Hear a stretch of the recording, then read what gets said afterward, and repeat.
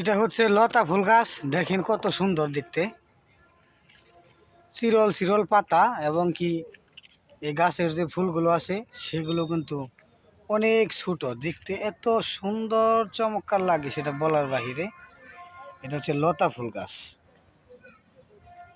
গাছের পাতাগুলো দেখেন প্রজাপতি গাছের পাতার মতো।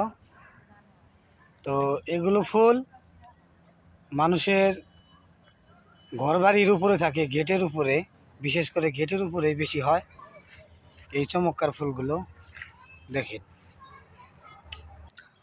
আর এখন যে ফুলটা দেখতেছেন এই ফুলটা হলো কাইসা ফুল, কাইসা। তো এটা ভালো কোনো জায়গায় হয় না, এটা হয় নদীর তীরে এবং কি বালুর চরে, জংলা জাংলিতে কিন্তু এই কাইসা ফুলটা বেশি হয়। তো আসলে ফুলের